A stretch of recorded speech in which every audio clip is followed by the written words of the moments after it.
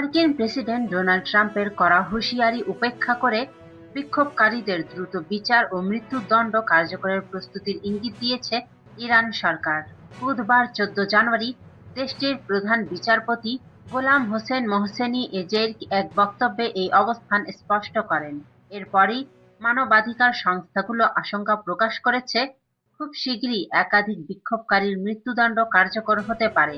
মানবাধিকার সূত্র জানায়, ২৬ বছর বয়সী বিক্ষোভকারী এরফান সুলতানির মৃত্যুদণ্ড বুধবার ভোরে কার্যকরের কথা ছিল, তবে ফাঁসি কার্যকর হয়েছে কিনা সে বিষয়ে এখনো নিশ্চিত তথ্য পাওয়া যায়নি।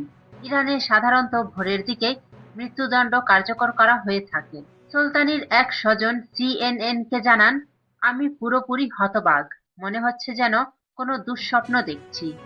মানুষ ট্রাম্পের বক্তব্যে ভরসা করে রাস্তায় নেমেছিল।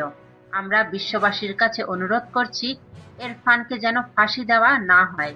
এর আগে ইরানে বিক্ষোভকারীদের ফাঁসি কার্যকর শুরু হলে যুক্তরাষ্ট্র কঠোর পদক্ষেপ নেবে বলে হুঁশিয়ারি দিয়েছিলেন মার্কিন প্রেসিডেন্ট ডোনাল্ড ট্রাম্প। রয়টার্সের এক প্রতিবেদনে ইসরায়েলের গোয়েন্দা মূল্যায়নের বরাত দিয়ে বলা হয়েছে, ট্রাম্প প্রশাসন ইরানে হস্তক্ষেপের বিষয়ে সিদ্ধান্ত নিয়েছে, যদিও কী ধরনের পদক্ষেপ নেওয়া হবে তা এখনো স্পষ্ট নয়।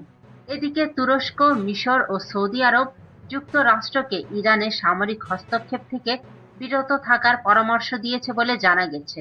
কায়রো ভিত্তিক এক কূটনীতিক সতর্ক করে বলেন, ইরানে সামরিক হস্তক্ষেপ মধ্যপ্রাচ্যের স্থিতিশীলতা ও বৈশ্বিক অর্থনীতির জন্য ভয়াবহ পরিণতি ডেকে আনতে পারে।